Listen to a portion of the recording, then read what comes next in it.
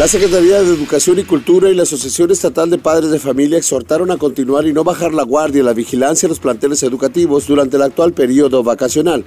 José Romero Planaguma Paredes, coordinador de Salud y Seguridad Escolar de la SEC, recordó que el objetivo de la campaña No te olvides de tu escuela es que el próximo 20 de agosto los niños y jóvenes se encuentren en las instalaciones en buenas condiciones.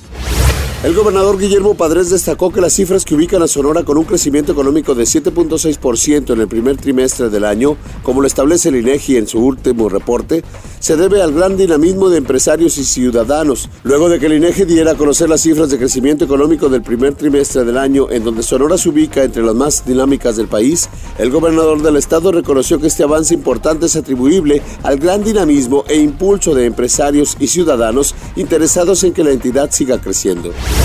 En el último mes, las ventas de automóviles en Sonora han aumentado 10% y se espera cerrar con mejores cifras, informó Roberto Gómez del Campo Laborín.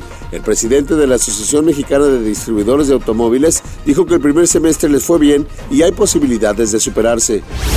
Y en lo curioso, luego de que en Jalisco se tuvo que evacuar a 800 personas que veían Batman, el Caballero de la Noche Asciende, debido a un incendio en una bodega de basura que afortunadamente no dejó heridos, un hombre se dispuso a asaltar una taquilla de un cine disfrazado de este personaje. El suceso ocurrió en la Plaza Vallarta, en Chihuahua, cuando las personas se encontraban formadas y pensaron que se trataba de un fan, pero el hombre se acercó a la cajera, sacó un arma corta y se llevó 65,000 pesos.